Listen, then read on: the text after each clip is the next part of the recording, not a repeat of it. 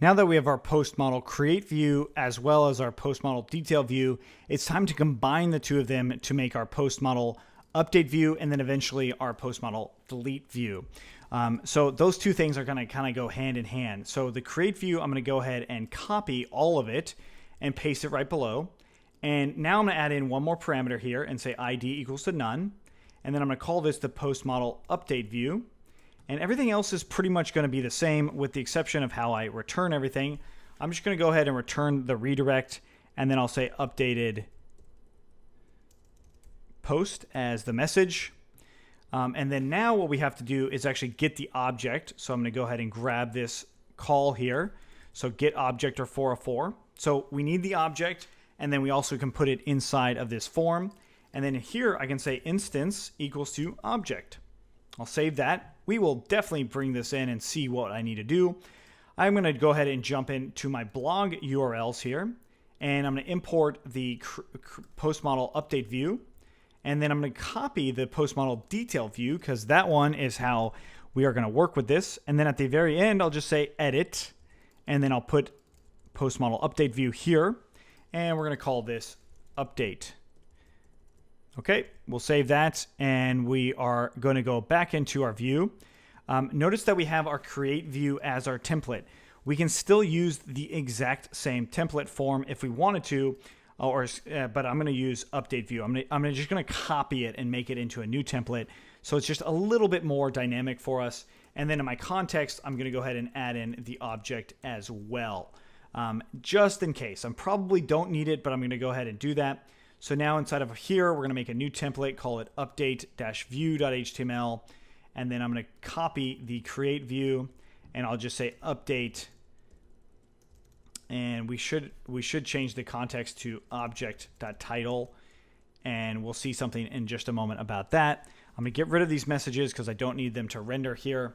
And then let's go back into our view, and let's make sure that the context is the same as what we did with the detail view.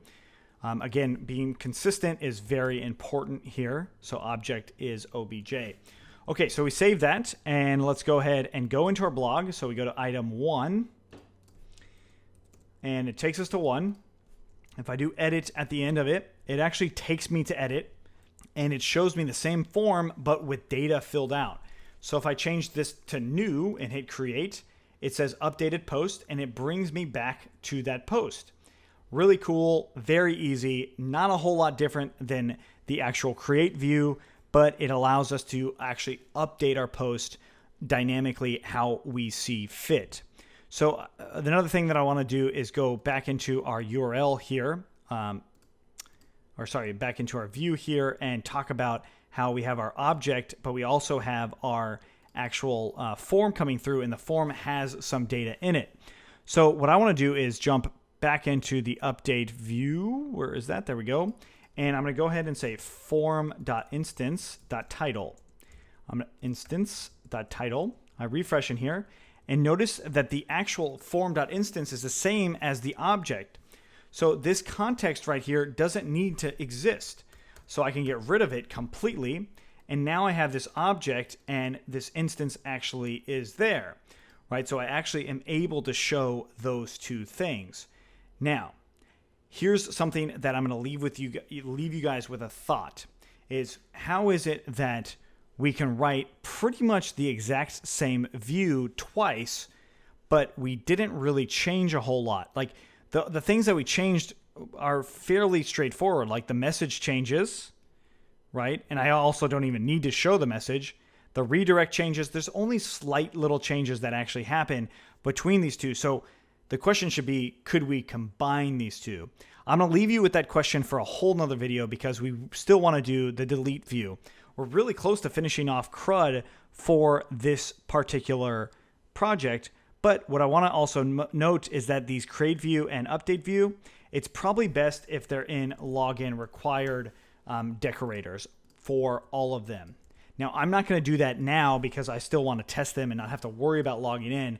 But I do want to make that clear to you guys that it is something that you would probably want to do when you're doing something in CRUD, unless it's like a contact page or something like that. But for the most part, you're going to want to have these things behind user authentication because it just adds a whole nother level of security for dealing with your backend system, especially when it comes to updating things. Okay, cool. So that's it for now. I think that we've covered a lot here, but there's still a couple more concepts that I want to explore. One of them being the detail view or the delete view. Another one being a way to update our list view to do handling just minor little search stuff. So if you have any questions, let us know. Otherwise, let's keep going.